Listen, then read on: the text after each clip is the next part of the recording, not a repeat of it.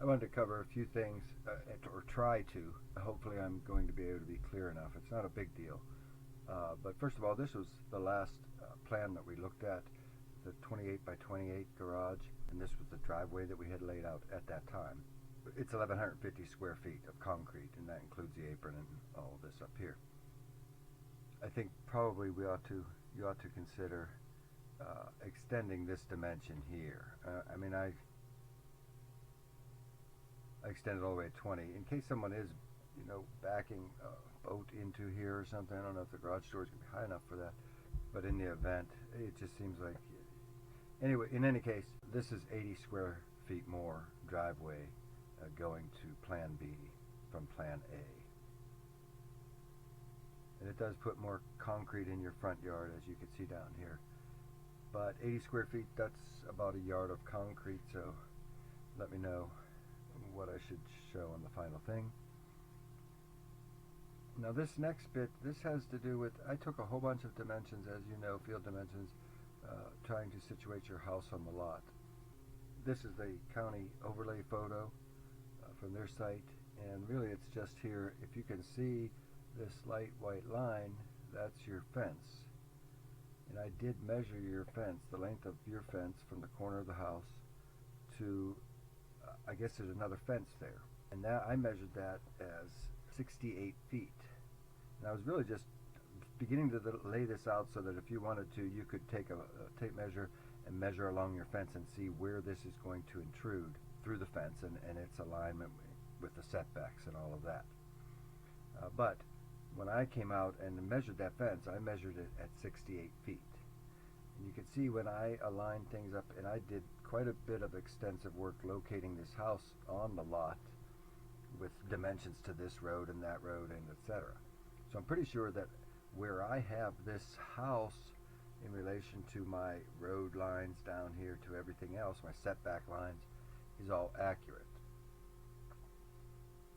But I did measure this, and it was 68 feet. And you can see when I get it scaled out here, it comes to 70 feet, which means either I'm in error with this here, with where I've got my house, meaning it has to slide down that way, or that fence is into your lot by about 2 feet.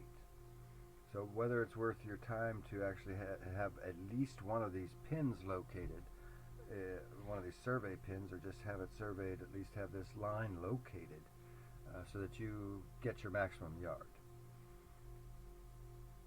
But since there was that discrepancy, I just adjusted things for the moment. 68 feet is what that's what I measured out there. 68 feet from the corner of your brick to the end of that fence. And this orange line here, Terry, is your lot line. And yes, the photo doesn't line up exactly correctly, but I found that there was that was pretty consistent in this. So there's a 2'2" discrepancy, which is substantial, I admit. But I'm going to just say that that is that it's my error, and that the fence is right on the line, which means that our little structure, our 28 by 28 structure here, will shift over 2'2". And this should apply probably regardless, but if you get the survey, then you're still going to be 10 foot off the line, and I'll show you the other dimensions here. But that puts it, if 10 foot here and 28 feet wide, puts it 14'6" apparently from the gazebo. So that's another dimension that could be checked.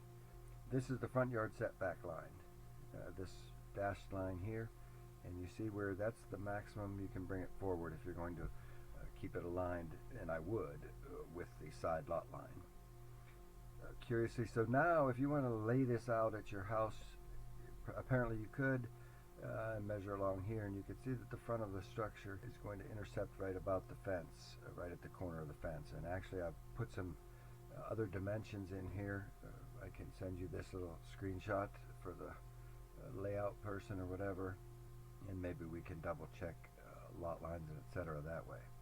So that's what we're going to go with for now. I can't zoom in on this, but right, if you come off of your fence and measure back 36'8" until it intercepts this fence. That should, and of course you have to go another 1'4", another 16 inches, and that's the corner. So to wrap this up, if you wanted to double check dimensions, I guess these would be at the 52.6 from the furthest projection of the gazebo, the deck part of it, down there, and then the shortest dimension between the house and the fence. According to my other dimension, that I didn't take these dimensions when I was out because we were still working with an attached over here. But these are the ones that I would like to see kind of double checked in case there's any adjustments that might be made. In any event, if those are pretty close, and that is the property line there, and that's the location of the house, this is kind of the final layout dimensions. If you wanted to, do any of that or review any of that on what you have out there. And I guess one other dimension, if you were to measure back parallel to your, if that's a fence or property line there, parallel to that, and carry it out to where it intercepts the street, come back 66'7" and that'll be your setback line from that direction. Or pull two 65-foot lines here and stretch a line, and that's your setback, as near as I can figure from all the data I have. So that's that. These should be ready tomorrow, but I'll let you know. Thanks.